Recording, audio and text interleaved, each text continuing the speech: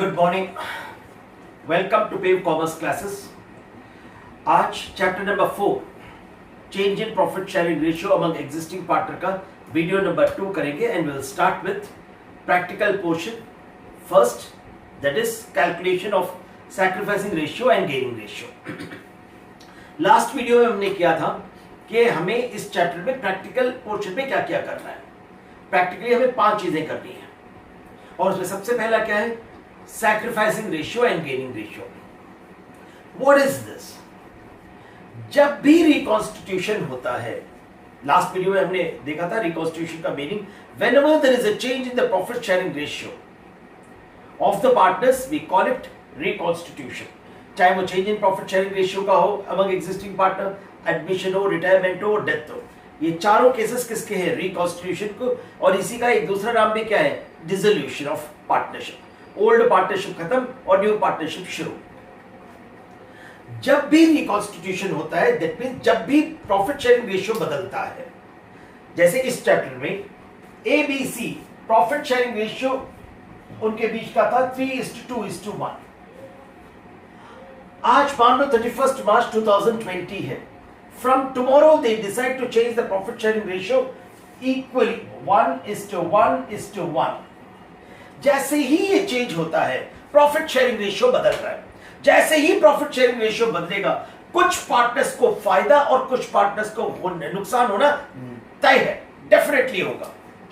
Change in profit sharing ratio among existing partner में old ratio 3:2:1, henceforth they will be sharing the profits in equal ratio 1:1:1। the moment there is a profit sharing ratio, जैसे ही बदला, reconstitution हुआ, कुछ partners को फायदा और कुछ partners को नुकसान।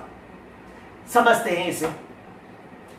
आज कोई प्रॉफिट मान लो 60,000 रुपए का प्रॉफिट है। यदि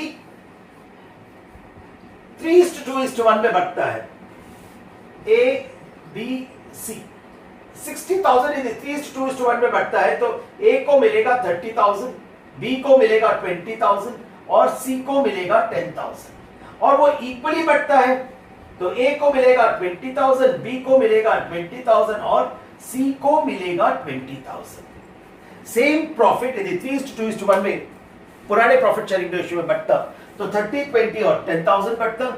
जैसे ही प्रॉफिट शेयरिंग रेशियो बदल के 1:1:1 होता है, they will be getting it equally, that is 20,000 each। देखो, A को 3:2:1 में 30,000 मिल रहा है, equally 20,000, that means A is sacrificing। B को वही मिल रहा है तो B के ऊपर कोई फर्क नहीं पड़ता। प्रॉफिट शेयरिंग रेशियो बदलने के कारण B के ऊपर कोई भी चेंज आ ही नहीं रहा। C के ऊपर, C को इक्वली कितना मिल रहा है? 20,000। पहले कितना मिलता 3:2:1 में? 10,000। सी क्या कर रहा है? गेन। हमें 2 चीजें समझनी है। सबसे पहले, whenever there is a reconstitution, whenever there is a profit sharing ratio में चेंज होगा, डेफिनेटली कुछ को फायदा कुछ को नुकसान होना डेफिनेट है।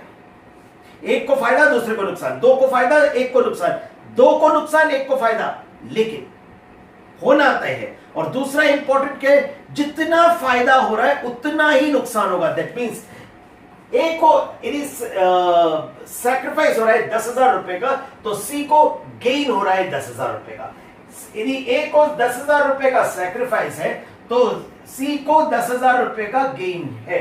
दैट मींस जितना जो सैक्रिफाइस करेगा उतना ही कोई दूसरा गेन करेगा। Is this clear? जब हम इसे रेशियो में कैलकुलेट किया तो हमने अमाउंट में कैलकुलेट किया। यदि इसी को हम रेशियो में कैलकुलेट करते हैं, then it is called sacrificing ratio. ए क्या कर रहा है? सैक्रिफाइस। सी क्या कर रहा है? गेन। ए का आएगा सैक्रिफाइसिंग रेशियो और सी का आएगा gaining ratio. Let us now start learning how to calculate sacrificing ratio and gaining ratio. Sacrificing ratio is equal to old ratio minus new ratio. Sacrificing ratio is equal to old ratio minus new ratio. मान के चलते old ratio ABC का 3:2:1 है और new ratio ABC का 1:1:1 है।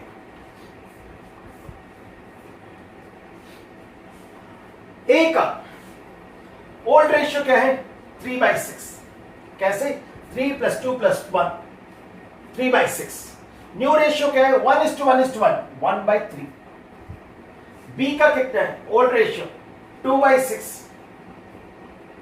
कितना है? 1/3। सी का ओल्ड रेशियो क्या है? 1/6 माइनस 1/3। सैक्रिफाइसिंग रेशियो दो चीज को बताता है, कौन कितना सैक्रिफाइस कर रहा है, और उसके साथ साथ क्या बताएगा? उतना ही कोई दूसरा गेन कर रहा होगा। तो हम कैसे पता लगाएंगे कि सैक्रिफाइस कौन कर रहा है और गेन कौन कर रहा है? सैक्रिफाइसिंग रेशियो का आंसर तीन तरीके से आ सकता है, पॉजिटिव में, जीरो या नेगेटिव में। पॉजिटिव में आ सकता है, जीरो आ सकता है, नेगेटिव आ सकता है। जैसे 3/6 माइनस 1/3 इज इक्वल टू 1/6।